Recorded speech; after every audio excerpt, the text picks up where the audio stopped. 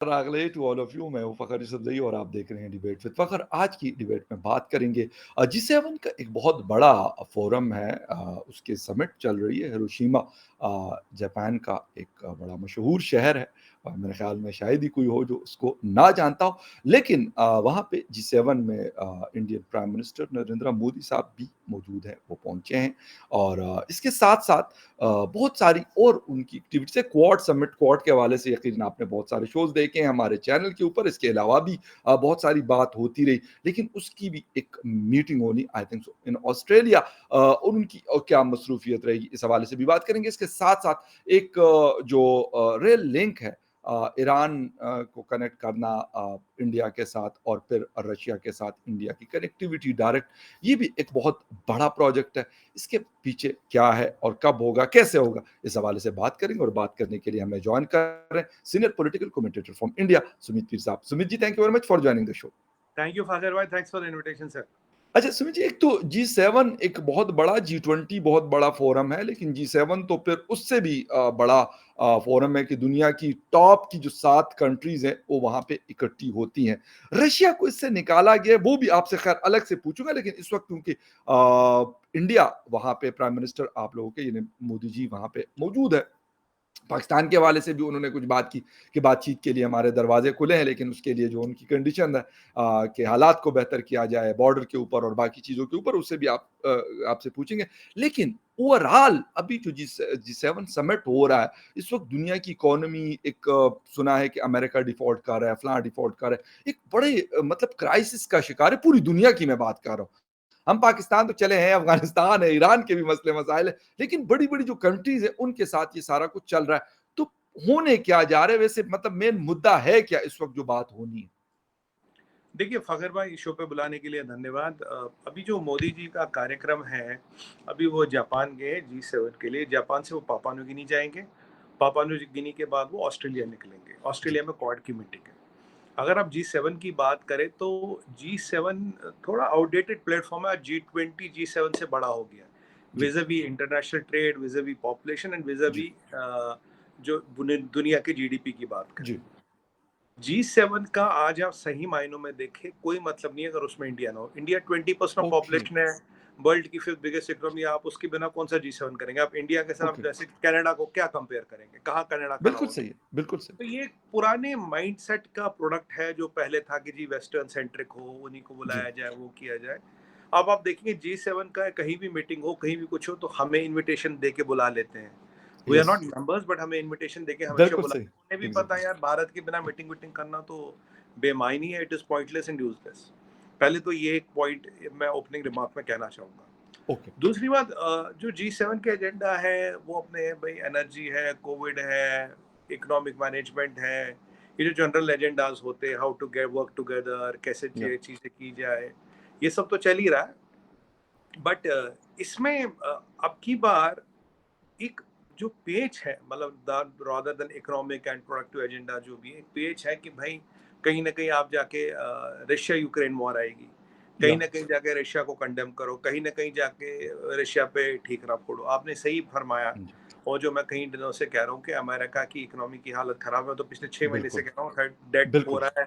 They will hit the ceiling, default या की probability बनेगी। अब देखिए बिल्कुल, ना, अब 15 दिन पहले वहां के प्रेसिडेंट साहब को अपना ट्रिप कैंसिल करके वहां लफड़े झगड़े सुलझाने जा रहे, तो भाई अब तक क्या कर रहे थे? जब हाँ, हमें 6 महीने साल भर से पता, तो आपको तो हमसे ज्यादा इन्फॉर्मेशन होनी बिल्कुल, चाहिए, should know it better बिल्कुल, than us। तो वो एग्ज़ैक्टली, कहीं ना कहीं चीजों क्या हो रही, कहीं ना कहीं चीजों को दबाने की कोशिश कर रहे थे। नहीं हो रहा, सब ठीक हो रहा, सब ठीक हो रहा है। आज देखिए अमेरिका में क्या बात हो रही है, डेट सीलिंग की बात हो रही है, डिफॉल्ट की बात हो रही है, या चीजों की बात हो रही है। और अब टाइम वो भी नहीं रहा कि आप नोट छापोगे, क्योंकि नोट छापोगे आपकी इन्फ्लेशन काफी हाई है। आपका बिल्कुल, फेड रेट या इंटरेस्ट रेट ऑलरेडी 5.5 है। 18 महीने पहले 0.5 था, आज 18 महीने बाद 5.5 है, 11 गुना बढ़ा है। There is something which is बिल्कुल, डेफिनेटली रॉन्ग। ड्रग प्रॉब्लम है वहां पे, ड्रग इमरजेंसी हो गई है बहुत स्टेटों में। काफी मसले मसाइल वहां पे हो गए, इंफ्रास्ट्रक्चर पुराना है, रिवैम्प चाहिए आपको बिल्कुल, इंफ्रास्ट्रक्चर का। तो ये सब चीजें तो एक साइड पे हो ही रही है ये। और वहां पे मुझे ताजुब की बात ये लगी कि प्रेसिडेंट साहब को अब तक पता नहीं था भाई। मतलब हुँ, वो, ये कोई आग तो है नहीं कि बिना नोटे अब आग लग गई तो तभी तो पानी डालेंगे ना। बिल्कुल, ये तो काफी टाइम से बातें, मसले मसाइल हो रहे थे, और हम आपके चैनल पे और मैं अपने नेशनल टीवी पे कई जगह ये बोल चुका हूँ, दिस इज हुँ, इवेंचुअल। और मैं एक एक पैरामीटर बोल चुका हूँ, आज ये बदला, आज ये बदला, आज ये बदला, इकोनॉमी में हिल रही है। तो ऐसे में मुझे लगता है कि जो वर्ल्ड की का जो वर्ल्ड ऑर्डर है वो बहुत जल्दी बदल रहा फखर भाई। चीजें बहुत जल्दी बदल रही। चाइना की इकोनॉमी कोई ठीक नहीं है, $53 ट्रिलियन का डेट है। हाँ, यूएस यूएस में ये कि डेमोक्रेसी आपको पता लगता, हमें पता लगता, नंबर बाहर हाँ, आता। वहां बिल्कुल सही। पता नहीं लगेगा। वहां जब तक ऊपर का नीचे नहीं होगा तब तो कुछ कोई बताएगा नहीं, बोलेगा सब ठीक है, बादशाह सलामत का हजूर बुलंद रहे। अब बादशाह तो एक ही है वहां पे।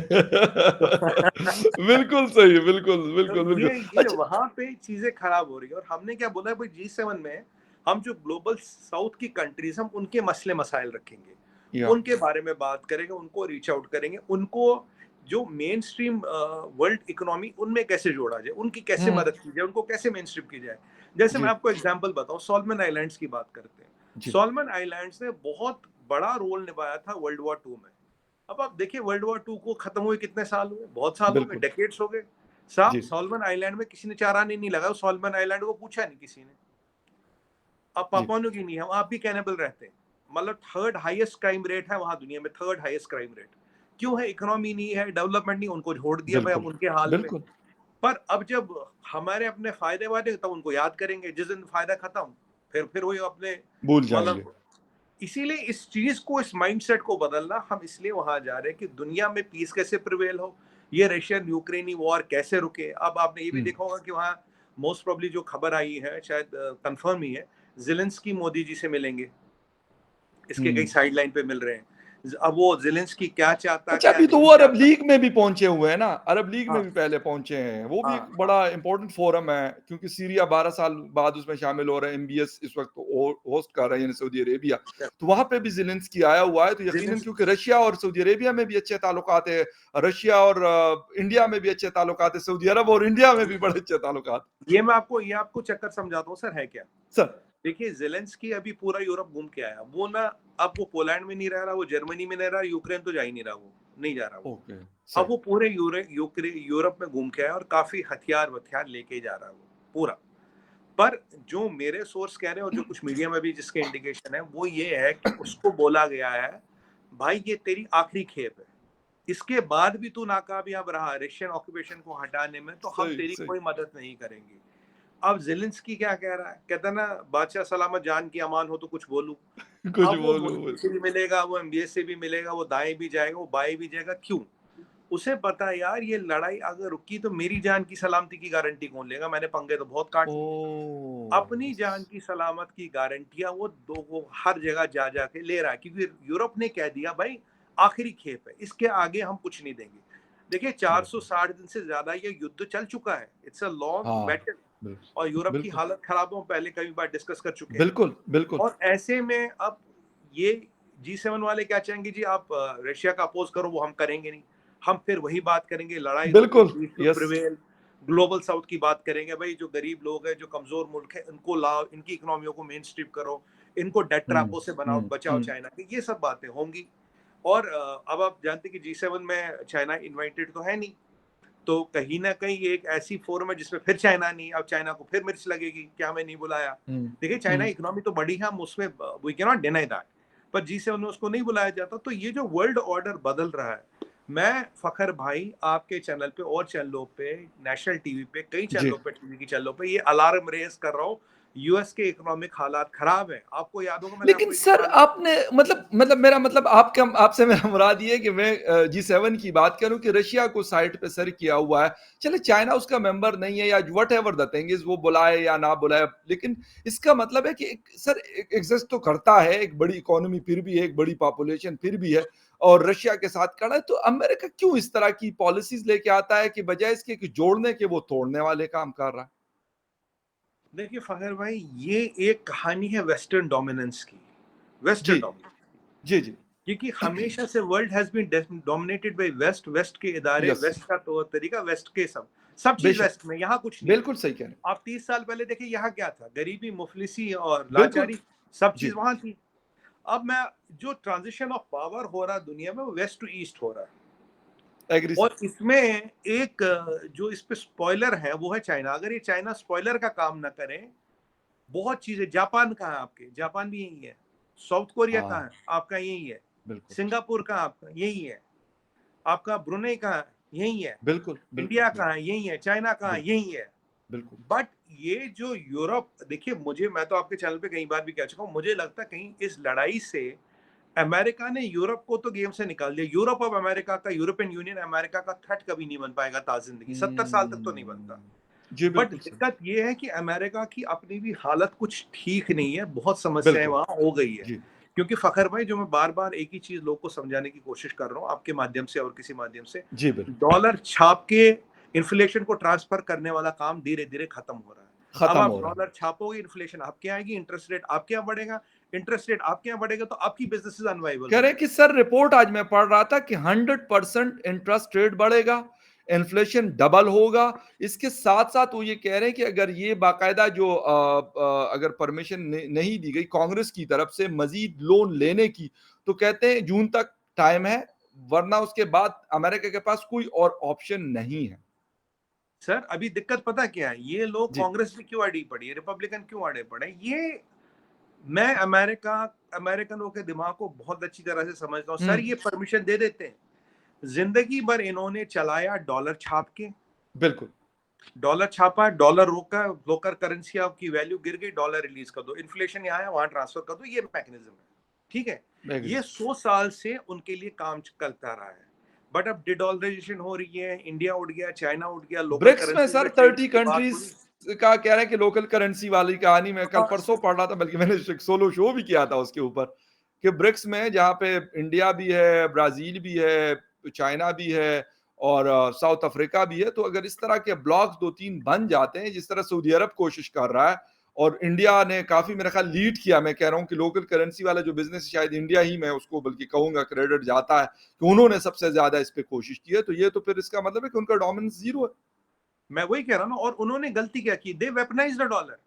या रशियन यूक्रेनी कॉन्फ्लिक्ट में आपने रशिया के एसेट फ्रीज कर दिया, आपने उनको या स्विफ्ट से निकाल दिया। सर दो बिल्कुल, चीजें हैं ना, इधर I can eat the cake और आई कैन हैव इट। दोनों चीजें नहीं हो सकती, या तो मेरे पेट में रहेगा, फ्रिज में रहेगा, दोनों जगह नहीं हो बिल्कुल। सकती ना जी, भाई। बिल्कुल। अगर आपको ग्लोबल करेंसी बनानी, you can not weaponise the dollar, you can not take people या out of the SWIFT, you can not agree. Freeze assets of the people. देखिए रशिया कोई टेररिस्ट ऑर्गेनाइजेशन तो है नहीं कि आपने एसेट्स फ्रीज बिल्कुल, कर लिए। तो बिल्कुल। अब एक बड़ा दिक्कत मुल्क क्या है। है? बड़ा मुल्क है और मिलिट्री सुपर जी, पावर है साहब।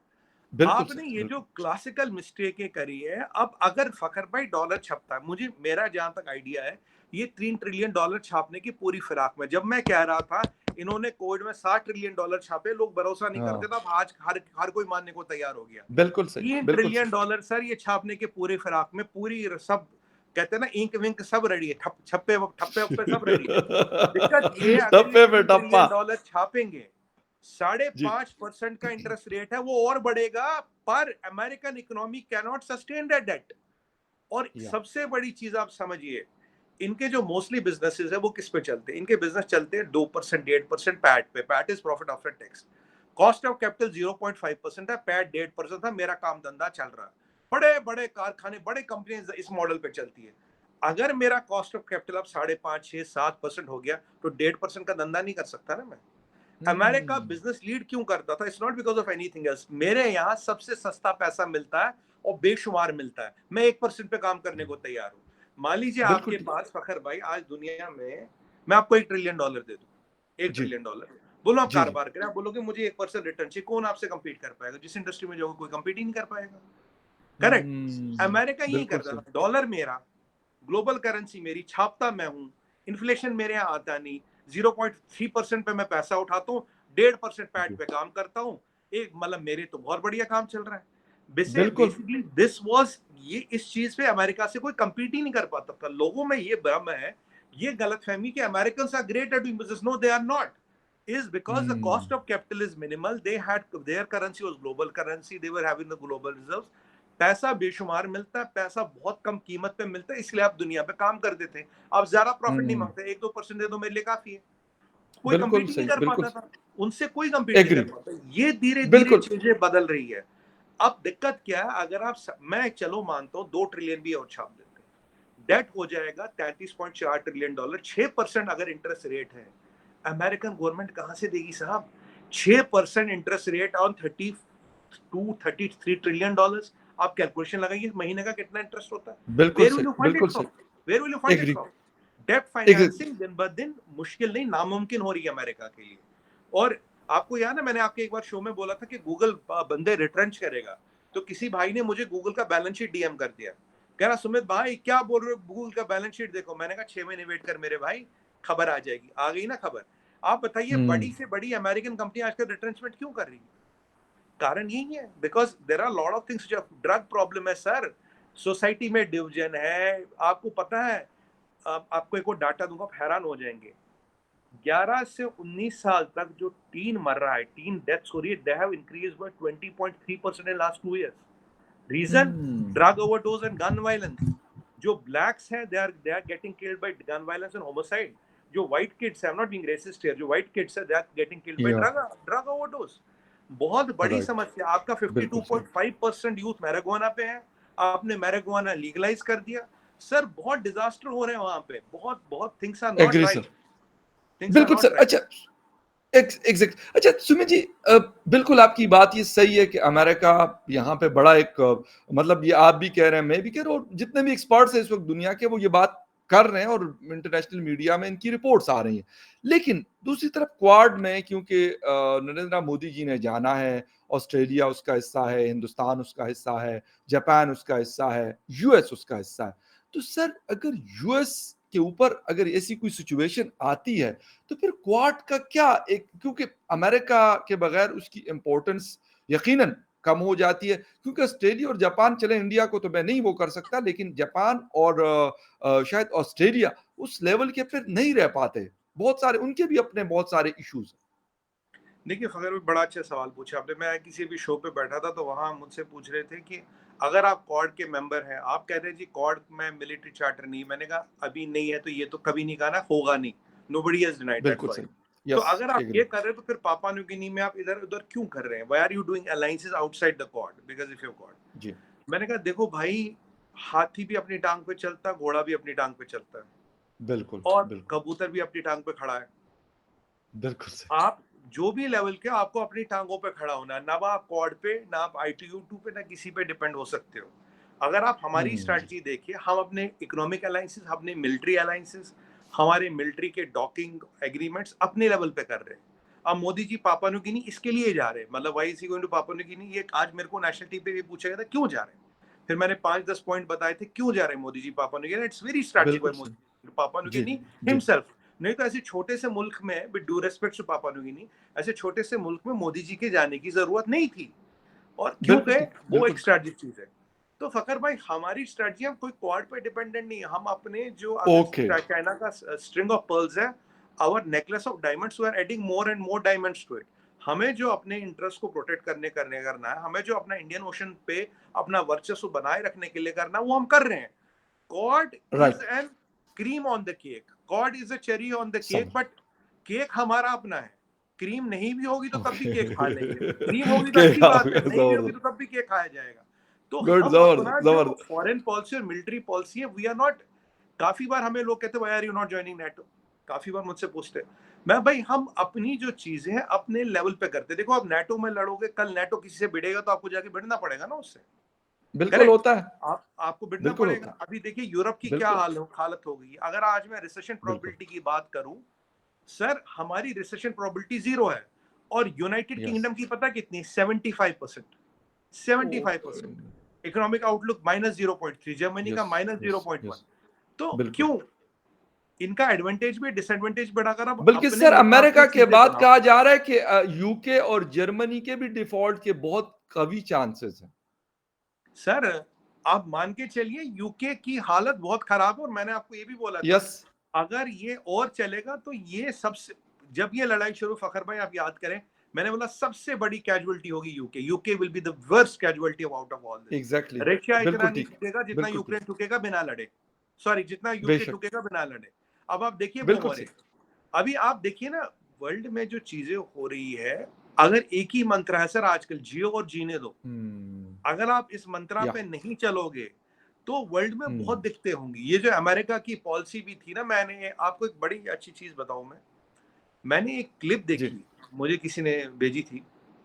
सर उसमें एक यूएस का एक बहुत सीनियर बंदा कहता है कि जब हम इराक के साथ लड़ाई करने जा रहे थे, जब वो हुआ, तो मैंने कहा था जी अब हमें जाके लड़ना है, तो we are going at a war with Iraq. तो कहता, मैंने बोला कि why are we going at a war with Iraq? कह रहा नहीं, हुँ, कुछ तो करना पड़ेगा, इराक पे लड़ाई जाएंगे। कह रहा मैं पेंटागन पहुंचा तो उन्होंने मुझे बोला now we are going at a war with Afghanistan. मैंने कहा अरे यार ये तो और भी वर्ष है।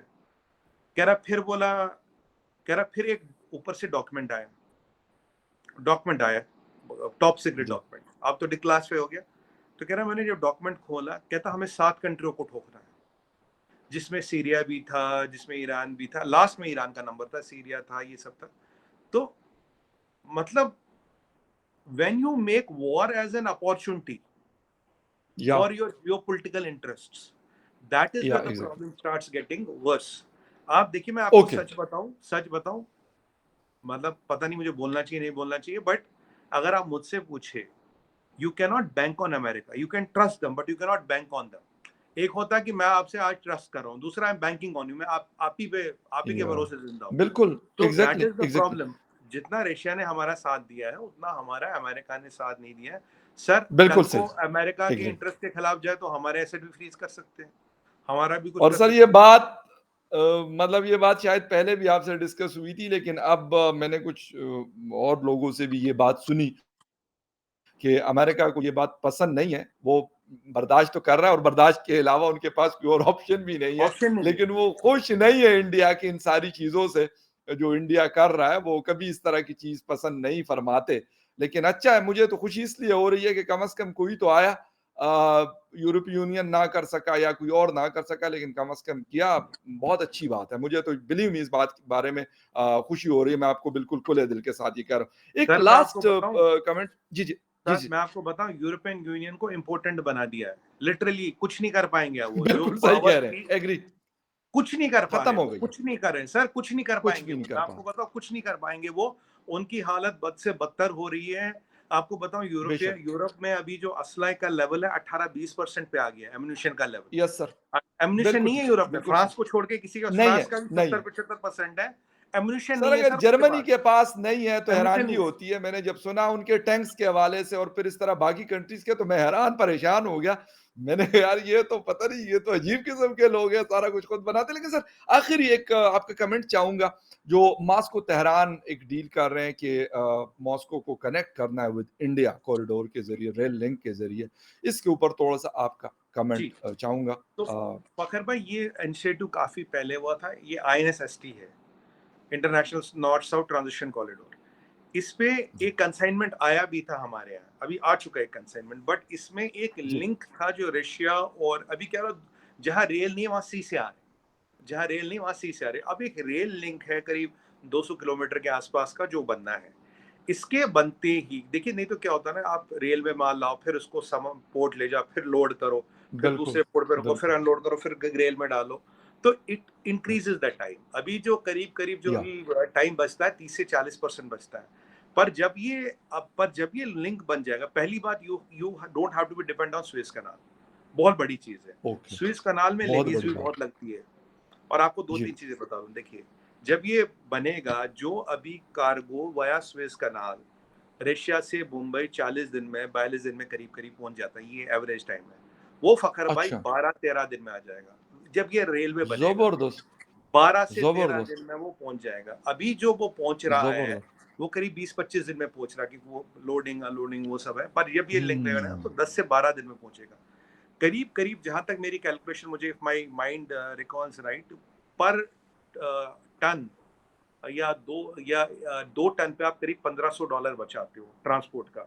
और टाइम तो वन ओके। थर्ड हो जाएगा, वन थर्ड से भी कम हो जाएगा। बहुत बिल्कुल और 1/3 है, बिल्कुल 1/3। और आपकी डिपेंडेंस ऑन स्विस कनाल खत्म, राइट? क्योंकि कल को अगर स्विस कनाल कोई ब्लॉक कर ले, तो मतलब lot of things will go wrong in the world.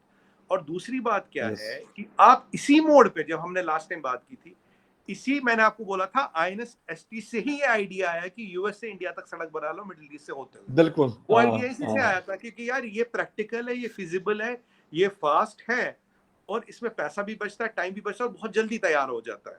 और जहां fine, China fine. BRI BRI के वो क्या कहते हैं, वो सपने बुन रहा है पिछले 30 साल से, यहाँ ये ऑल्टरनेट रोड लिंक्स और रेल लिंक्स बन के तैयार हो रहे हैं। अब आप देखिए ईरान ज़बरदस्त। ईरान ने भी उसमें हामी भरी है, क्योंकि ईरान को पता है इससे यस, हमारी प्रॉस्पेरिटी आएगी, हमारे यहाँ से माल बिल्कुल। पास हो तो उनका कुछ लेवी वेवी जो भी होगा बिल्कुल, वो भी देना होगा, बिल्कुल, तो ईरान भी नो डाउट। कनेक्ट हो जाएगा। और ये चीजें इस खित्ते के लिए देखिए, आगे आप यूरोप तक जाएंगे, क्योंकि रशिया से अगला स्टॉप आपका कहाँ है? जर्मनी। अगर आप जर्मनी यस, तक पहुंच गए तो आप यूरोप तो वेस्टर्न यूरोप तक पहुंच गए ना, तो western Europe can no doubt, directly get no connected to doubt. India, Russia will get connected to India, whole of Middle East will can get connected to India दूसरे route से, यहाँ या से सेंट्रल एशिया जो है that can get connected to India bypassing Suez canal, bypassing Suez right, canal, बिल्कुल सही, bypassing the sea route. बिल्कुल सही, तो it's a good step in the बिल्कुल। राइट डायरेक्शन, और ये टाइम ट्रस्टेड कॉन्सेप्ट है, और ये चीजें आ चुकी, एक दो शिपमेंट इस तरीके से आ चुकी, पर अभी थोड़ा टाइम ज्यादा लग रहा है। जब ये करीब 160 या बिल्कुल, 200 किलोमीटर का लिंक बनेगा तो भाई साहब 10-12 दिन में रशिया से माल बॉम्बे उतर जाएगा। ये बहुत बड़ी बहुत अचीवमेंट। बड़ी बात है और बड़ी अच्छी बात है और मेरे ख़्याल में इस रीजन को मैं अक्सर ये बात करता हूँ कि कुछ डिस्प्यूट्स हैं छोटे-मोटे, अगर इसके ऊपर ये सारे कंट्रीज़ बैठ जाए जिसमें ईरान है, अफ़गानिस्तान है, पाकिस्तान है, इंडिया है और फिर सेंट्रल एशियन कंट्रीज़ है, तो मेरे ख़्याल में वो वक़्त दूर नहीं होगा कि 20 साल में या फिर 25 साल या 30 साल जो पावर जिस जगह पे थी और सुमीत साहब ने भी कहा कि वेस्ट टू ईस्ट जो है वो ट्रांसफर हो रहा है, लेकिन मुझे लगता है कि वो बिल्कुल मुकम्मल हो जाएगा फिर यहाँ पे शायद बिल्कुल। फिर जिस तरह आज एशियंस जाते हैं और वीज़ा लगवाना है यूरोप का और बड़ी मुश्किल से कहते हैं जी मिलता है, पासपोर्ट उससे भी मुश्किल से मिलता है।